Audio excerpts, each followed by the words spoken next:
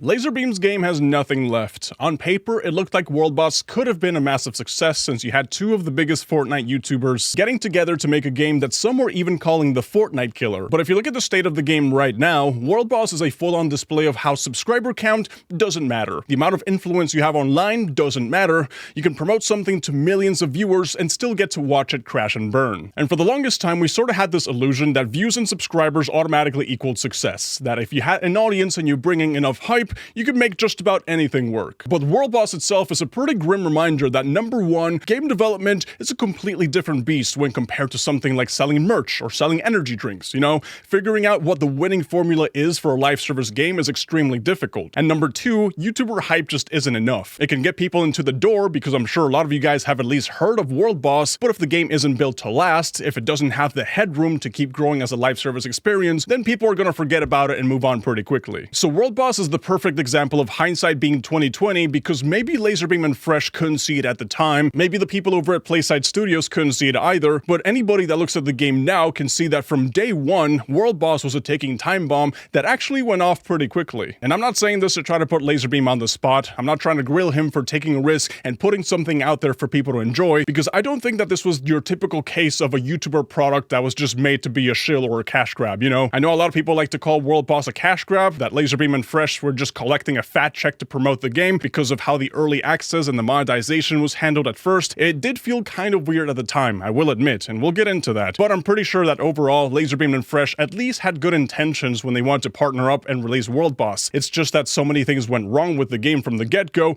that it was just a disaster waiting to happen. So the last time I actually got the chance to play and talked about this game was about 1 year ago, and I mainly covered all the core issues of the game itself and what drove the players away. But recently, since we saw that Midnight Society was shut down, which was Dr. Disrespect's game studio that was working on the vertical extraction shooter Dead Drop, and we also saw another popular streamer, Shroud, recently partner up with Mountaintop Studios to release the tactical shooter Spectre Divide. Well, I wanted to go back and check on how World Boss was doing, what sort of updates have they done, and see if there's anything left for a potential comeback. But just for quick context, if you've never heard about World Boss before, World Boss was a casual arena shooter that was made by Lazarbeam and Fresh, and the core gameplay was super simple. You know, you just jump into a lobby, you get kills to level up, and as you level up, you unlock different weapons and perks to build out your character, and the whole goal of the game was to climb the in-game leaderboard so that way you could become the lobby's World Boss. And once you got the World Boss status, you got a massive HP buff out of it, you got a crown that basically puts a target on your back for other players to team up against you, and the entire goal for you is to corrupt different sectors of the map to shut down the lobby and basically win the game. So it was a pretty bare-bones multiplayer experience that leaned pretty heavily into the IO genre, and if you've played any other type of IO game before, then you know it's basically the same concept. So the gameplay loop was supposed to be fast, casual, and mindless, where you just pop in real quick, play for a few rounds, and then you just quit, you know? It wasn't trying to be some sort of grandiose Fortnite-level adventure with deep lore and world building or anything like that, but at the same time, that also meant that the players didn't really have an incentive to stick around and play World Boss over the long run. Overall, the game really didn't impress anybody when it first came out. World Boss released in a completely unfinished state, and I'm not trying to be mean here, but it was more broken than your typical EA launch. A lot of the features in the main menu and the UI just had placeholder PNGs instead of characters with smooth animations. The servers were super unstable and made the game borderline unplayable a lot of the times because you would get disconnected multiple times per hour, and if you were getting close to that number one spot on the leaderboard, I gotta say, you know, it was pretty frustrating to get disconnected from the server and lose all of your progress. And before the game's official release, the whole server corruption aspect of the gameplay that acted like a win condition for the World Boss wasn't even there to begin with. So what people would do is that they would just grind all the way to the top spot, they would just get the World Boss status with the HP buff, and just hog it for as long as possible until they either prestige back to level 1,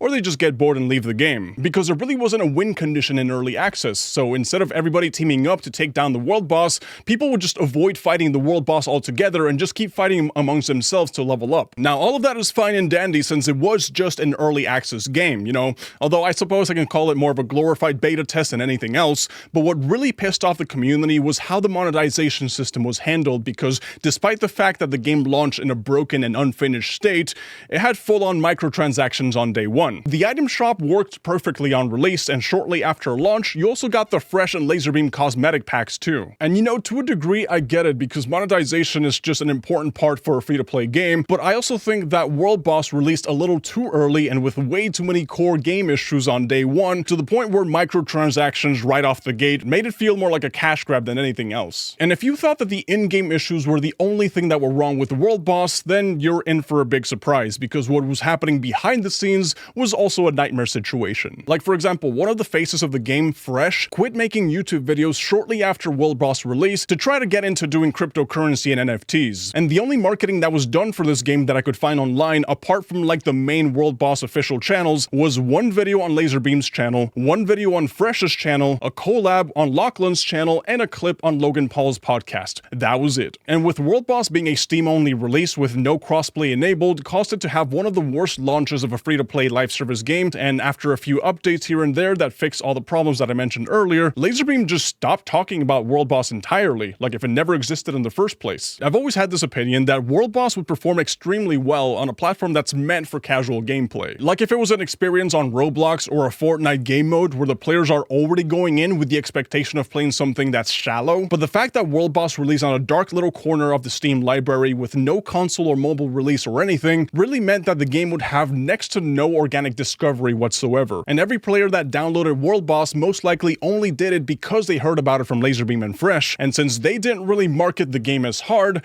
that's why the game failed. Now, getting back into World Boss in 2025, honestly, I was just not expecting at how easy it'd be to just jump in and start having fun with the game. Like, if you just keep in mind that this is a simple IO game and you set your expectations down to that level, it's honestly hard to hate it because the core gameplay is still pretty smooth. It's fast and fun, and there's so many different types of items, abilities, and perks, so there's a lot of variability when it comes to playing the game. And you can either go try hard with a rocket launcher and the laser beam, just like everybody else, or you can mess around with some of the regular weapons, like assault rifles and snipers. So if you go ahead and compare World Boss to Fortnite, well, obviously you're going to be disappointed. But if you compare it to any other Roblox arena shooter, for example, then World Boss is clearly the better game. I gotta say that one of the things that this game does really well is the rush that you feel when you're the World Boss corrupting the sectors, and you have what seems like an endless wave of enemies coming at you. You know, you're trying to not only defend the point to corrupt it, but you're also trying to stay alive. And sure, you know, you might have a crap ton of health, and maybe dealing with one or two enemies isn't a problem, but when the entire lobby is in your face, it can get pretty intense. But at the same time, it sucks really badly when you're leveling up and you have a good build going on, but then suddenly someone else becomes the World Boss, and for some reason, no one in the lobby is trying to stop them from shutting down the sectors, and you just end up losing all of your progress pretty fast. It's pretty clear that the lobbies are running solely on bots, because if you look at the Steam chart, if you look at the concurrent players, obviously those numbers are catastrophic, and a lot of the times you just see them doing nonsensical behavior inside of the game. And yet, for some reason, as soon as you turn into the World Boss, it's like they're all laser focused on you. Now, in terms of monetization inside of the game, they clearly made it a lot more player-friendly versus early access. I'm assuming because they already knew the game was gonna die anyways, but they removed the Battle Pass system from the game, and now they have a rotating item shop with a currency that you can get for free just by doing the daily and the weekly quests. So that is a welcome change. You can always just buy the currency, even though I don't think anybody's gonna do that, but the Lazarbeam and Fresh packs, you still have to outright buy them. I also went to the Steam page when I was re-downloading the game, and I checked the update history to see what the developers have been up to, what they've been working on, but unfortunately, I saw that the last time that the developers sent out an update was in July 26, 2023. Their X account hasn't posted since September 22nd, 2023, and also their support link that's inside of the game just redirects you to a dead website, so it's safe to say that World Boss is just waiting to be put out of its misery at this point. Surprisingly enough, when I jumped into the Discord server, I saw that people are still active there for some reason, but it's mostly people talking about how dead the game is, or they're just proud to show off that they're one of the few people that are still playing the game. So to answer the question whether World Boss has the potential to make a comeback or not, I'll say it once and I'll keep saying it. World Boss is a fundamentally good game with good mechanics,